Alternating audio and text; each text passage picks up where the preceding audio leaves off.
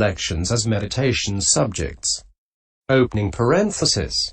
Anasati kamahana nidisa. Opening square bracket. Mindfulness of death. Section 1. Now comes the description of the development of mindfulness of death, which was listed next. 3. Closing parenthesis. Dot. Opening square bracket. Definitions. Herein, death, marawa, is the interruption of the life faculty included within the limits of a single becoming existence. Dot. But death is termination, cutting off, comma. In other words, the arahant's termination of the suffering of the round is not intended here, nor is momentary death, in other words the momentary dissolution of formations, nor the death of conventional metaphorical usage in such expressions as dead tree, dead metal, and so on. Section 2. As intended here, it is of two kinds, that is to say, timely death and untimely death. Herein, timely death comes about with the exhaustion of merit, or with the exhaustion of a lifespan, or with both. Untimely death comes about through karma that interrupts other life-producing karma. Section 3. Herein, death through exhaustion of merit is a term for the kind of death that comes about owing to the result of former rebirth-producing karmas having finished ripening, although favorable conditions for prolonging the continuity of a lifespan may be still present.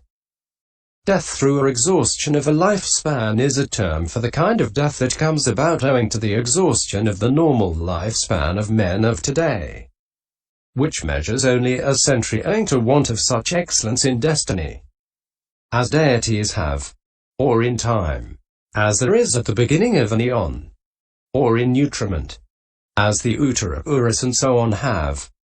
Dot. Untimely death is a term for the death of those whose continuity is interrupted by karma capable of causing them to fall kavana for their place at that very moment, as in the case of Dosyamara. CMI 337. Kalaburaja. CJA 339.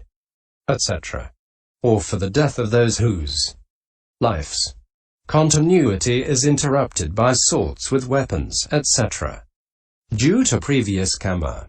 All these are included under the interruption of the life faculty of the kinds already stated. So mindfulness of death is the remembering of death, in other words, of the interruption of the life faculty. Opening square bracket. Development. Section 4. One who wants to develop this should go into solitary retreat and exercise attention wisely in this way. Death will take place. The life faculty will be interrupted, or death. Single quote. Section 5. If he exercises his attention unwisely in recollecting the possible death of an agreeable person, sorrow arises, as in a mother on recollecting the death of her beloved child she bore. And gladness arises in recollecting the death of a disagreeable person, as in enemies on recollecting the death of their enemies. And no sense of urgency arises on recollecting the death of neutral people, as happens in a corpse burner on seeing a dead body. And anxiety arises on recollecting one's own death, as happens in a timid person on seeing a murderer with a poised dagger. Section 6. In all that there is neither mindfulness nor sense of urgency nor knowledge. So he should look here and there at beings that have been killed or have died, and advert to the death of beings already dead but formerly seen enjoying good things. Doing so with mindfulness, with a sense of urgency and with knowledge, after which he can exercise his attention in the way beginning death will take place. By so doing he exercises it wisely. He exercises it as a right means is the meaning. Section 7. When some exercise it merely in this way, their hindrances get suppressed, their mindfulness becomes established with death as its object, and the meditation subject reaches access. Opening square bracket. 8 ways of recollecting death. Section 8. But one who finds that it does not get so far should do his recollecting of death in 8 ways, that is to say, as having the appearance of a murderer, as the ruin of success by comparison, as to sharing the body with many, as to the frailty of life, as signless, as to the limitedness of the extent, as to the shortness of the moment. Section 9. 1. Herein, as having the appearance of a murderer. He should do his recollecting thus: just as a murderer appears with a sword, thinking, "I shall cut this man's head off," and applies it to his neck, so death appears. Why? Because it comes with birth and it takes away life. Section 10. As budding toadstools always come up lifting dust on their tops, so beings are born along with aging and death. For accordingly their rebirth-linking consciousness reaches aging immediately next to its arising and then breaks up together with its associated aggregates, like a stone that falls from the summit of a rock. So to begin with, momentary death comes along with birth. But death is inevitable for what is born. Consequently, the kind of death intended here also comes along with birth. Section 11. Therefore, just as the risen sun moves on towards its setting and never turns back even for a little while from wherever it has got to, or just as a mountain torrent sweeps by with a rapid current, ever flowing and rushing on and never turning back even for a little while, so too this living being travels on towards death from the time when he is born, and he never turns back even for a little while. Hence it is said, right from the very day a man has been conceived inside a womb he cannot but go on and on, nor going can he once turn back. JA 4494. Section 12. And whilst he goes on thus, death is as near to him as drying up is to rivulets in the summer heat, as falling is to the fruits of trees when the sap reaches their attachments in the morning, as breaking is to clay pots tapped by a mallet, as vanishing is to dewdrops touched by the sun's rays. Hence it is said, the nights and days go slipping by as life keeps dwindling steadily, till mortals span like waterpools. In failing rills is all used up. SI 109. As there is fear when fruits are ripe that in the morning they will fall, so mortals are in constant fear when they are born that they will die. And as the fate of pots of clay, once fashioned by the potter's hand, or small or big or baked or raw, condemns them to be broken up, so mortal's life leads but to death. SNP 576F. Closing parenthesis. The dewdrop on the blade of grass vanishes when the sun comes up. Such is a human span of life. So, Mother, do not hinder me. JA 4122. Section 13. So this death, which comes along with birth, is like a murderer with poised sword. And like the murderer who applies the sword to the neck, he carries off life and never returns to bring it back. That is why, since death appears like a murderer with poised sword owing to its coming along with birth and carrying off life, it should be recollected as having the appearance of a murderer. Section 14. 2. As the ruin of success. Here success shines as long as failure does not overcome it, and the success does not exist that might endure out of reach of failure. Accordingly, he gave with joy 100 millions after conquering all the earth, till in the end his realm came down to less than half a gallnut's worth. Yet when his merit was used up, his body breathing its last breath, the sorrowless Asoka 2-5 felt sorrow face to face with death. Section 15. Furthermore, all health ends in sickness, all youth ends in aging, all life ends in death. All worldly existence is procured by birth, haunted by aging, surprised by sickness, and struck down by death. Hence it is said, as though huge mountains made of rock so vast they reached up to the sky, were to advance from every side, grinding beneath them all that lives, so age and death roll over all. warriors, priests, merchants and craftsmen, the outcasts and the scavengers, crushing all beings, sparing none.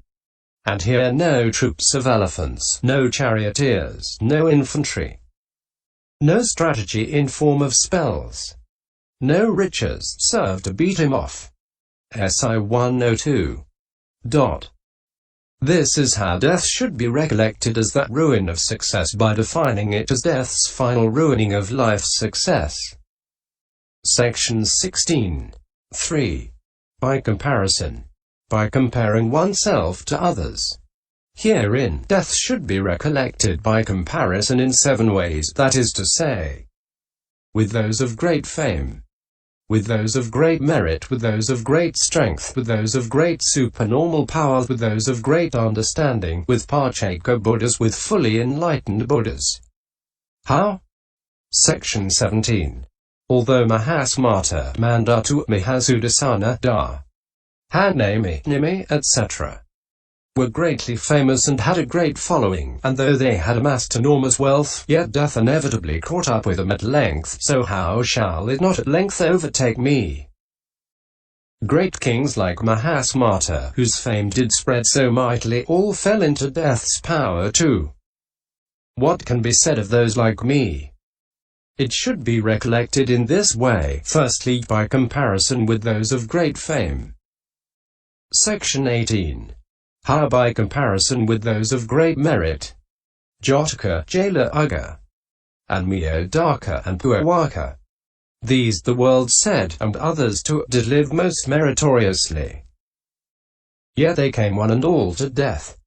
What can be said of those like me?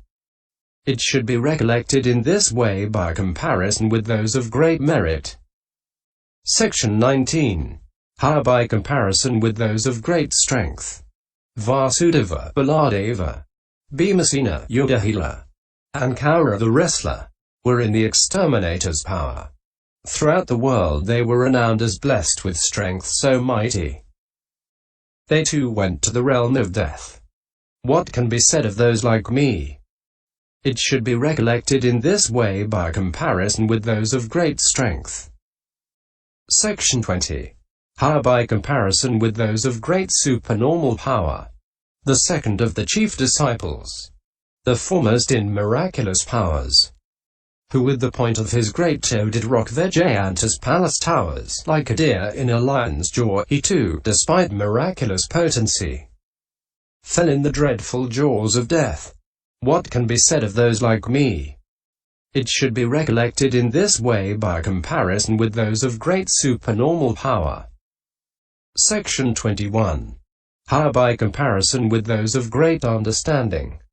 The first of the 2 chief disciples did so excel in wisdom's art, that, save the helper of the world, no being is worth his 16th part. But though so great was Sariputta's understanding faculty, he fell into death's power too. What can be said of those like me? It should be recollected in this way by comparison with those of great understanding. Section 22. How by comparison with Parchaka Buddhas. Even those who by the strength of their own knowledge and energy crushed all the enemy defilements and reached enlightenment for themselves, who stood alone, like the horn of the rhinoceros. CSNP 35F. Closing parenthesis. Who were self-perfected, were still not free from death. So how should I be free from it? To help them in their search for truth, the sages various signs employed. Their knowledge brought them self-perfection, their cankers were at length destroyed. Like the rhinoceros's horn, they lived alone in constancy. But death they could no way evade. What can be said of those like me? It should be recollected in this way by comparison with Parchaka Buddhas. Section 23. How by comparison with fully enlightened Buddhas. Even the Blessed One, whose material body was embellished with the 80 lesser details and adorned with the 32 marks of a great man.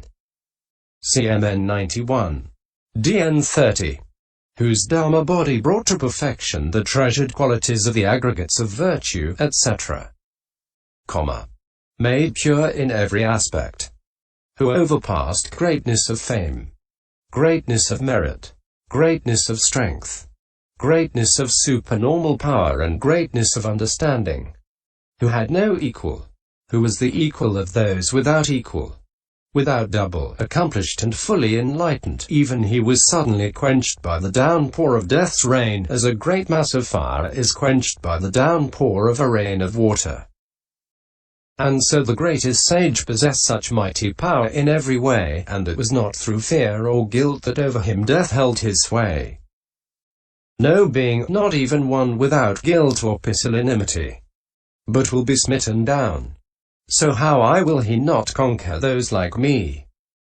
It should be recollected in this way by comparison with fully enlightened Buddhas. Section 24.